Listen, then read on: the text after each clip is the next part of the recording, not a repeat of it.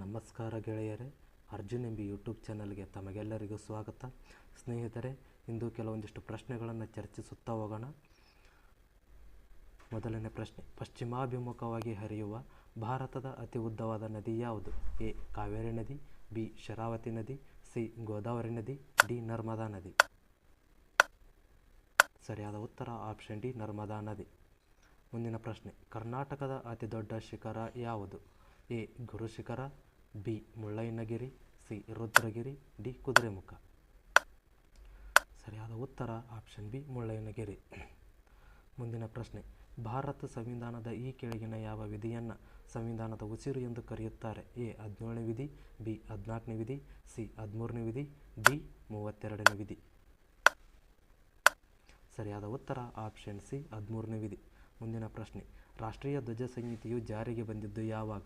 A. 1947 ಜುಲೈ 22, B. 1950 ಜನವರಿ 26, C. 2003 ಜನವರಿ 26, ಡಿ. 2002 ಜನವರಿ 26. ಸರಿಯಾದ ಉತ್ತರ ಆಪ್ಷನ್ ಡಿ, 2002 ಜನವರಿ 26. ಅನ್ಹಿಲೇಷನ್ ಆಫ್ ಕಾಸ್ಟ್ ಎಂಬ ಗ್ರಂಥವನ್ನು ರಚಿಸಿದವರು ಯಾರು? ಎ. ಜ್ಯೋತಿಬಾ ಫುಲೆ, ಬಿ.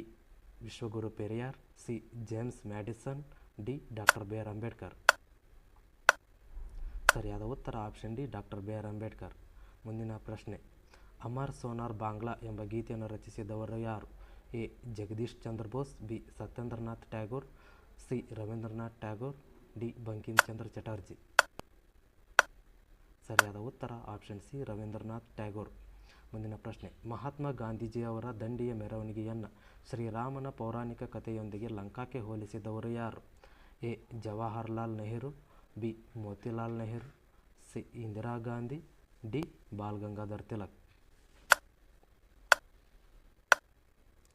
ಸರಿಯಾದ ಉತ್ತರ ಆಪ್ಷನ್ ಬಿ, ಮೋತಿಲಾಲ್ ನೆಹರು.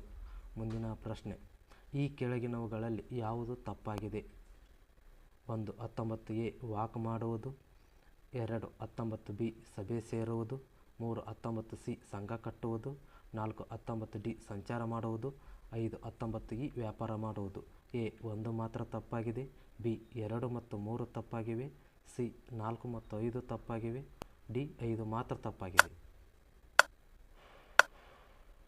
ಸರಿಯಾದ ಉತ್ತರ ಆಪ್ಷನ್ ಡಿ, 5 ಮಾತ್ರ ತಪ್ಪಾಗಿದೆ. ಮುಂದಿನ ಪ್ರಶ್ನೆ, ಈ ಕೆಳಗಿನವುಗಳಲ್ಲಿ ಯಾವುದು ಸರಿಯಾಗಿದೆ? 1. ಸಮಭಾಜಕ ವೃತ್ತವನ್ನು 2 ಬಾರಿ ಹಾದು ಹೋಗುವ ಏಕೈಕ ನದಿ ಕಾಂಗೋ ನದಿ, 2. ಮಕರ ಸಂಕ್ರಾಂತಿ ವೃತ್ತವನ್ನು 2 ಬಾರಿ ಹಾದು ಹೋಗುವ ಏಕೈಕ ನದಿ ಲಿಂಪೋಪೋ ನದಿ, 3. ಕರ್ಕಾಟಕ ಸಂಕ್ರಾಂತಿ ವೃತ್ತವನ್ನು 2 ಬಾರಿ ಹಾದು ಹೋಗುವ ಏಕೈಕ ನದಿ ಮಾಹಿ ನದಿ. Options: A. 1 ಮಾತ್ರ ಸರಿಯಾಗಿದೆ, ಬಿ. 2 ಮಾತ್ರ ಸರಿಯಾಗಿದೆ, ಸಿ. 3 ಮಾತ್ರ ಸರಿಯಾಗಿದೆ, ಡಿ. 1, 2 ಮತ್ತು 3 ಸರಿಯಾಗಿವೆ. ಸರಿಯಾದ ಉತ್ತರ ಆಪ್ಷನ್ ಡಿ, 1, 2 ಮತ್ತು 3 ಸರಿಯಾಗಿವೆ. ಮುಂದಿನ ಪ್ರಶ್ನೆ, ಹನುಮಾನ್ ಎಂಬ ಮಾದರಿಯ ನಾಣ್ಯಗಳನ್ನು ಬಿಡುಗಡೆ ಮಾಡಿದವರು ಯಾರು? Option A. Srikrishna Devaraya, B. Tirumalaraya, C. ಹಕ್ಕಬುಕ್ಕರು, ಡಿ. ನರಸನಾಯಕ. ಸರಿಯಾದ ಉತ್ತರ ಆಪ್ಷನ್ ಸಿ, ಹಕ್ಕಬುಕ್ಕರು.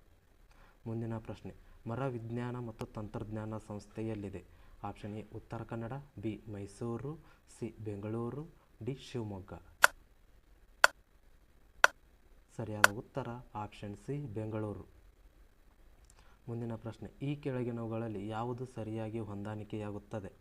1. ಶಂಕರಾಚಾರ್ಯರ ವಿಶಿಷ್ಟಾದ್ವೈತ ಸಿದ್ಧಾಂತ, 2. ರಾಮಾನುಜಾಚಾರ್ಯರ ಅದ್ವೈತ ಸಿದ್ಧಾಂತ, 3. ಮಧ್ವಾಚಾರ್ಯರ ಅದ್ವೈತ ಸಿದ್ಧಾಂತ, 4. ಬಸವೇಶ್ವರರ ಶಕ್ತಿ ವಿಶಿಷ್ಟಾದ್ವೈತ ಸಿದ್ಧಾಂತ. Option A. 1 ಮಾತ್ರ ಸರಿಯಾಗಿದೆ, ಬಿ. 2 ಮತ್ತು 3 ಸರಿಯಾಗಿವೆ, ಸಿ. 1 ಮತ್ತು 4 ಸರಿಯಾಗಿವೆ, ಡಿ. 3 ಮತ್ತು 4 ಸರಿಯಾಗಿವೆ. ಸರಿಯಾದ ಉತ್ತರ ಆಪ್ಷನ್ ಡಿ, 3 ಮತ್ತು 4 ಸರಿಯಾಗಿವೆ.